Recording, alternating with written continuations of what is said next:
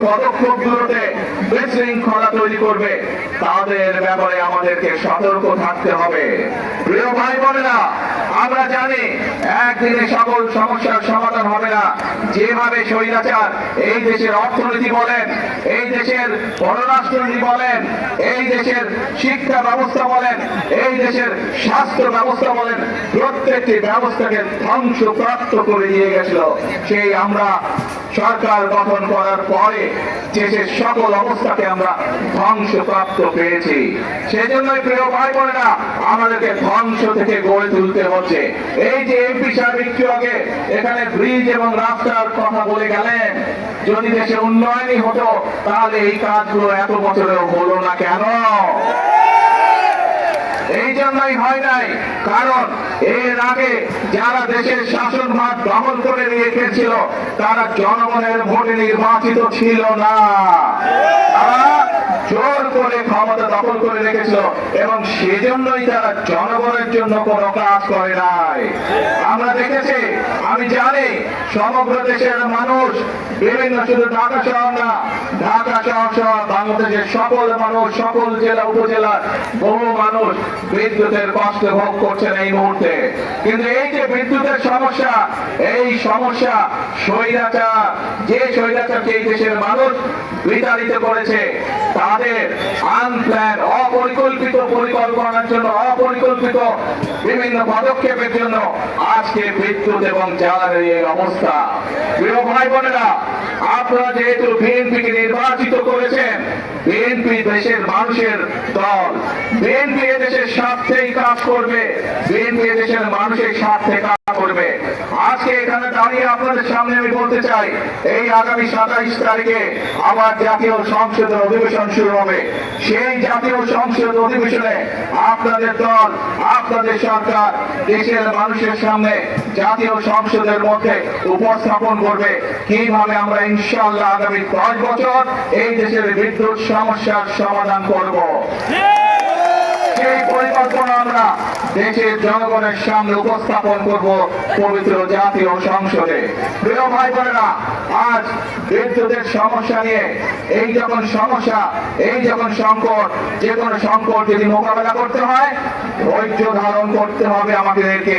যে কোনো সংকট যদি মোকাবেলা করতে হয় ঠান্ডা মাথায় পরিকল্পনা গ্রহণ করে ধীরে ধীরে সংকটের মোকাবেলা করতে হবে। কিন্তু আমরা দেখছি এই সংকটের সুযোগ নিয়ে কিছু সংখ্যক ব্যক্তি রাস্তায়, রাজপথে বিশৃঙ্খলা তৈরির চেষ্টা করছে। রাজপথে যদি বিশৃঙ্খলা তৈরি হয় সবচেয়ে বেশি ক্ষতিগ্রস্ত হয় সাধারণ জনগণ। তাদের ব্যবসা বাণিজ্যের ক্ষতিগ্রস্ত হয়, তাদের চাকরি বাকরি ক্ষতিগ্রস্ত হয়, তাদের জীবনযাত্রা ক্ষতিগ্রস্ত হয়, কিন্তু উপকৃত হয় সেই সকল বিশৃঙ্খলাকারী। প্রিয় ভাই বোনেরা, প্রথমেই আমি আপনাদের সামনে বলেছি, আমাদের লক্ষ্য হচ্ছে আগামীতে একটি ওয়েলফেয়ার স্টেট গঠন করা, একটি কল্যাণমুখী রাষ্ট্র গঠন করা, এবং সে কারণে আমরা কি কি পদক্ষেপ গ্রহণ করছি আপনাদের সামনে আমি তুলে ধরেছি। এখানে আপনারা হাজার হাজার মানুষ সমর্থন দিয়ে বলেছেন যে এই পরিকল্পনাগুলো যদি বাস্তবায়িত হয় তাহলে বাংলাদেশের মানুষ উপকৃত হবে, তাই তো নাকি?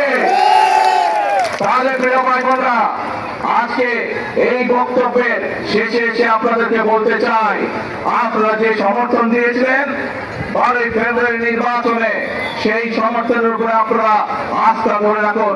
ইনশাআল্লাহ আপনাদের নির্বাচিত দল বাংলাদেশ জাতীয়তাবাদী দল ইনশাআল্লাহ জনগণের জন্য অতীতেও কাজ করেছে, বর্তমানেও কাজ করবে এবং দেশ এবং জনগণের স্বার্থের বাইরে কোনো কাজ করবে না।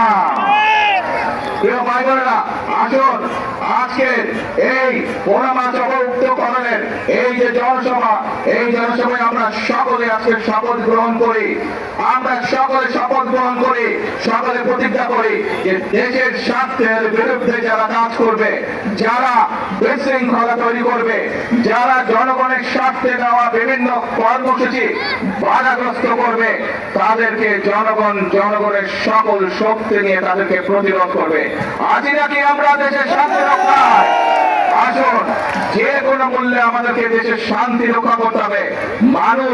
দেশের মানুষ এখন দেশের শান্তি চায়, দেশের মানুষ এখন শৃঙ্খলা চায়, আইনের শাসন চায়, দেশের মানুষ কর্মসংস্থান চায়, দেশের মানুষ তার সন্তানদের জন্য শিক্ষা চায়, দেশের মানুষ তার পরিবারের জন্য স্বাস্থ্য ব্যবস্থা চায়। এই কাজগুলো যদি করতে হয় আমাদেরকে তাহলে ধৈর্য সহকারে অবস্থা নিতে হবে, ধৈর্য সহকারে আমাদেরকে সময়ের জন্য ধীরে ধীরে সময়কে সুযোগ দিতে হবে এবং একই সাথে আমাদেরকে সতর্ক থাকতে হবে।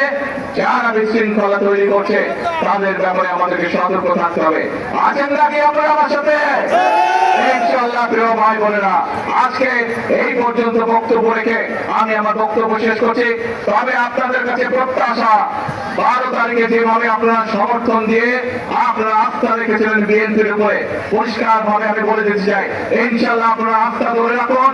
বিএনপি আপনাদের সাথে ছিল, বিএনপি বাংলাদেশের জনগণের পাশে আছে, বিএনপি বাংলাদেশের জনগণের সাথে আছে, বিএনপি বাংলাদেশের জনগণের জন্যই কাজ করবে যতদিন বিএনপি টিকে থাকবে ইনশাআল্লাহ। আল্লাহ হাফেজ। বাংলাদেশ জিন্দাবাদ, বাংলাদেশ জাতীয়তাবাদী দল জিন্দাবাদ।